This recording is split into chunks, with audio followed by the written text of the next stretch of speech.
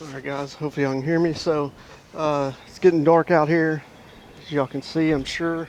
This video, I'm just going to show you one of the ways that you can quickly, what I call extreme clean, very dirty, nasty floor mats. These aren't near as bad. Let's see, this one here isn't near as bad. That one was worse, but I've already pre-soaked that one with Super Clean, diluted 5-to-1. And the one I just did a second ago, I should have recorded that one because it had all kinds of stuff spilt on it. They've got 2 babies, so probably a bunch of baby food, milk, all kinds of stuff. But so if you get in a situation where you would spend a long time doing the damp shampoo method, where you just spray APC on and then take a brush to it and then mop that up with a microfiber. I mean, that's good for I'd say a lot of vehicles, or at least a lot of the ones I do.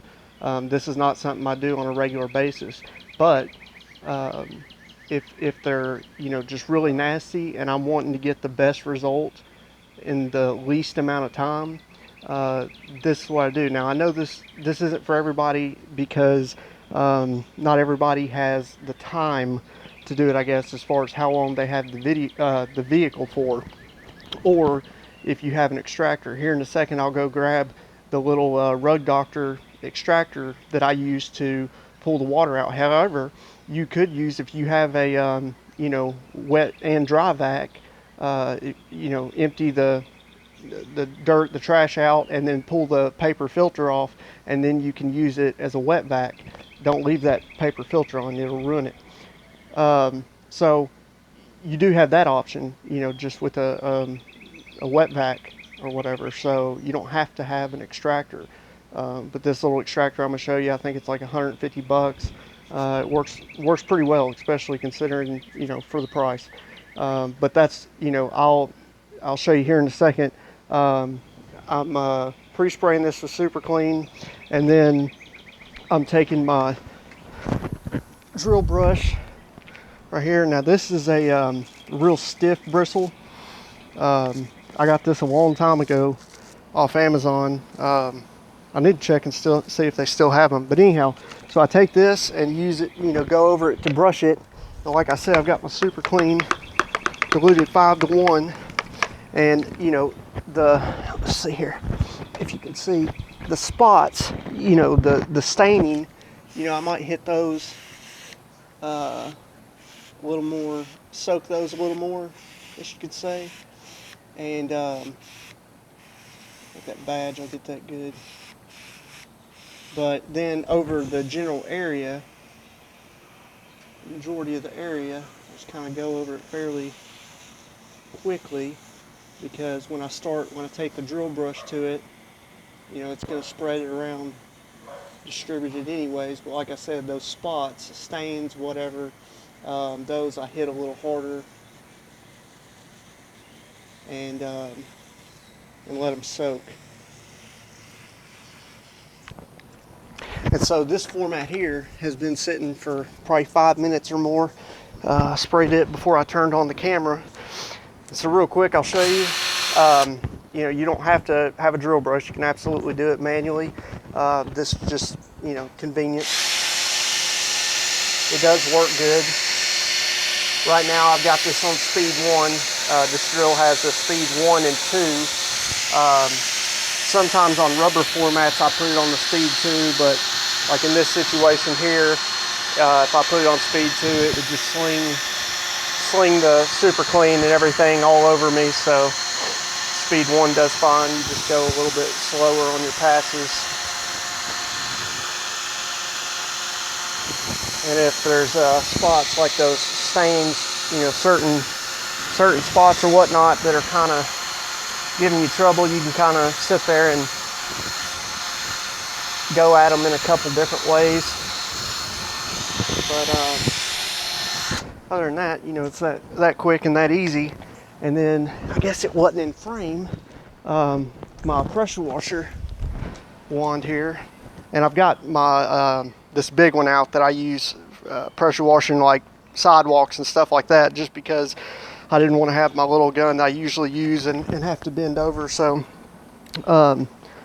and this is just hooked up to my Sunjo SPX 9004 little electric pressure washer, putting out about 900 psi at a little under 2 gallons a minute. Turn it on there, and then you know that this had a lot of super clean in it. You don't have to put that much if you don't want to, because it will take you a second to flush it all out. And y'all probably can't see it now that it's kind of dark and the camera's kind of far away, but other than a ton of foam, you know, the super clean coming out, I can see a good amount of dirt and browning that is coming out as well. So, you know, even though that these didn't look that bad, when you do this extreme clean or deep clean, ones that didn't look that bad, you know, a lot of stuff ends up coming out of them because, you know, vast majority of the time at best they're just vacuumed. So there's just a lot of stuff that over time gets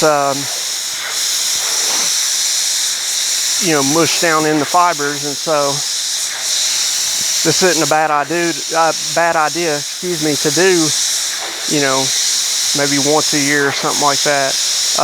Like I said, keep in mind, because I could see somebody already leaving the comment about how close the wand is to the format. Like I said, this is the SPX 9004, probably putting at, you know, about 900 psi, and this is a 40 degree tip, the white tip, so it's putting out a wider fan. It'd be different if I had the 15 degree on here, and it would be more concentrated, and then, you know, possibly at this distance running the risk of messing something up. But I've done this time and time again. I've done it with pressure washers that were more powerful than this, and I've never had an issue. I'm not telling you to get point blank on it. I'm just saying that, you know, always let common sense lead the way, and always, if it's your first time doing it, then, you know, start back up here or something, and you know, you don't have to start off somewhere where you're uncomfortable just because you see someone else doing it. I mean, this is with anything in life really, but, you know, real world experience, there's just no getting around it. You can watch a million videos, and don't get me wrong, it can help you out. You can get great information from reading books, watching YouTube videos, you know, any source of information. I'm all for it. I eat it up myself, but at the end of the day, you've got to get out and you've got to put hands-on experience, get hands-on experience, if you will, in order to figure it out. Okay, so cut the pressure washer off. So, you know, and then while I've been doing that one, this one's been over here dwelling. So the same thing that I just did the first one is what I'll do to the second one. And then I've got some of my clamps, and what I'll do is I'll take these and I'll hang them up and let a good amount of water just fall, or, you know, drip off. And then when it gets down to where I need to extract them, I'll extract them. Actually, let me go grab that and I'll show you. Okay, get it in the frame, I guess. But yeah, this is the little Rug Doctor. I've had this for a few years, and it's served me well. I mean, it's still going, and I don't use it, you know, daily or anything like that, all day every day, but it gets used, and so for $150, I think it's well worth it. The only thing, really, two things that I don't like, or wish were different, were I wish it had a longer hose. It'd be awesome if it had like another 3-foot long hose at least, and then it'd be really cool if the head, because see, this head is pretty big on here, and so you know, there's certain areas that you can't get up in, and so you got to do it by hand or whatever. not that big of a deal at all. You can definitely get the majority of areas, and like in this situation here, it'll be no problem.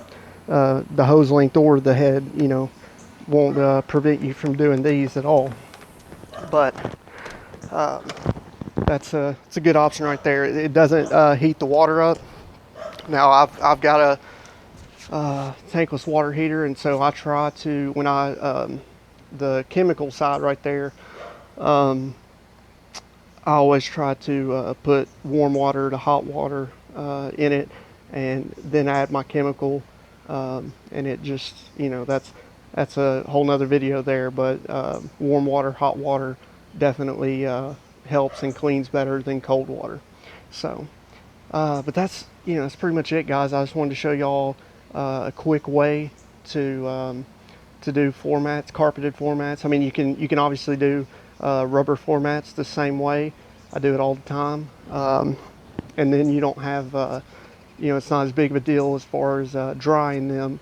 They dry a lot easier, obviously, than carpet floor mats. I think that's really probably the biggest issue for people is, you know, well, you know, I've only got 4 hours with the vehicle. Now me, I always start with the interior first, but so, you know, in theory, if you started with the interior first, and let's say you did the floor mats first, and even if you didn't have an extractor, if you just had a shop vac, a wet vac, it'll pull plenty enough water out. And then if you hang them up somewhere, you should probably be good, especially if it's hot outside. But you know, you got to use your own judgment on that, because you definitely don't want to leave floor mats too wet, or carpets too wet, seats too wet, whatever, any of that, because it will, you know, mold and mildew, and then you've got a big problem. But that's going to be it for this video, guys. So leave your comments down below. I like reading them. Until the next one, you either be good or be good at it.